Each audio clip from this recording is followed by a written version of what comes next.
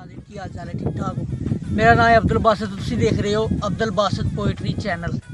तो अज का साडा टॉपिक है वैलेंटाइनस डे। तो वैलेंटाइनस डे के बारे एक शायरी लिखी आ, सुनो तो कमेंट दे विच दसो कि तुहानूं किस तरह दी लगी। अख च अख पाना गैर महरम दी हराम सी, जद तक हत्थ वड्डियां दे हुंदी है लगाम सी।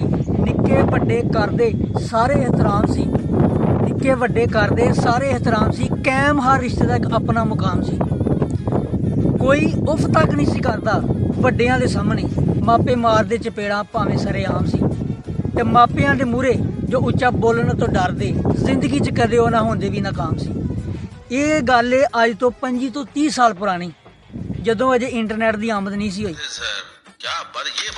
फिर जो हजरत बाबा जी गूगल साइंस सरकार की आमद हो गई, जिंदगी का सारा निज़ाम ही बदल गया, दुनिया ग्लोबल विलेज हो गई। तो फिर उस तो बाद की होया, ग्लोबल होई दुनिया, सांझे हो त्यौहार गए, कुछ बने मुफीद कुछ हो तलवार गए। कईयां दिता जिंदगी जीउण दा ढंग वखरा, कुछ कर पहले तो बेजार गए। उन्हां त्यौहारां चों एक त्यौहार वैलेंटाइन डे आ, जिन्हें कर छड्डिया मुसलमानां दी तहजीब दा थे आ। ते कुछ मॉडर्न एजुकेशन के नां ते यूनीवर्सिटियां च इश्क लड़ावन, कुछ मॉडर्न एजुकेशन के नां ते यूनीवर्सिटियां च इश्क लड़ावन। रख किताबां च फुल गुलाबां दे, एक दूजे नूं फड़ावन। समझ रहे हो ना? जूस कार्नर ए यूनीवर्सिटियां दे बने अड्डे जिना दे, जूस कार्नर ए यूनीवर्सिटियां दे बने अड्डे जिना दे। देन एक गिलास जूस दे बदले 1000 मौके गुनाह दे।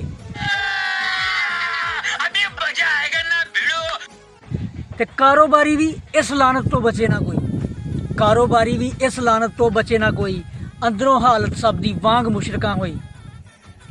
ते सारिआं नूं यही लगदा कि 14 फरवरी ही वैलेंटाइन डे आ, लेकिन असल दे विच इस तरह नहीं है। इहदियां रस्मां 7 फरवरी तो शुरू होंदियां ते 14 फरवरी नूं एंड होंदियां, ठीक है जी।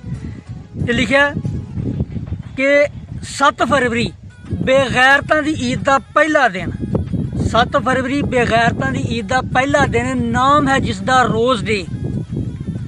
ते 8 फरवरी दिन हरामियां दा नाम है जिसदा प्रपोज डे।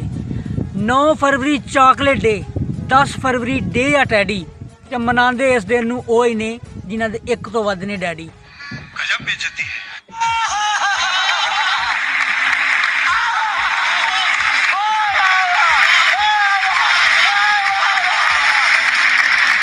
11 फरवरी नूं करके वादे, 12 नूं फिर लैन चुम्मियां।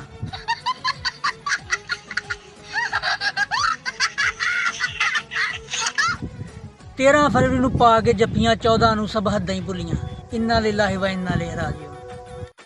मापियां दी इज्जत दा कढ जनाजा, नहा धो के घर नूं आवन। मापियां दी इज्जत दा कढ जनाजा, नहा धो के घर नूं आवन। देर हो गई पार्टी करके, सब दियां अखां च कलर पे पावन।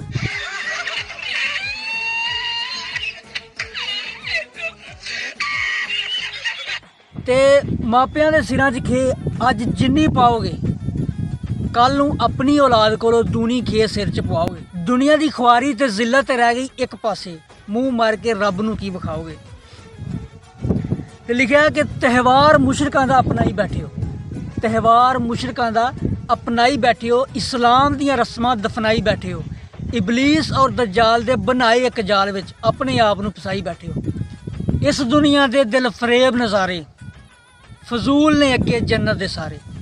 इस दुनिया दे दिल फरेब नज़ारे फजूल ने अगे जन्नत दे सारे। ते छड्ड के चश्मे ओ दुध ते शहद दे, छड्ड के चश्मे ओ दुध ते शहद दे, अगे घड़ी पल दी लज्जत दे हारे। ते ईमान मुकम्मल हुंदा सफाई ते निकाह विच, ईमान मुकम्मल हुंदा सफाई ते निकाह विच। छेती करो निकाह क्यों फिरदे हो पे कुंवारे। अगर तुहानूं शायरी पसंद आई है तो मेरा channel Abdul Basit poetry channel subscribe करो। अपनी जो भी तुहाडी सोच है, समझ है, विचार है तुहाडे, वो कमेंट दे विच जरूर शेयर करो।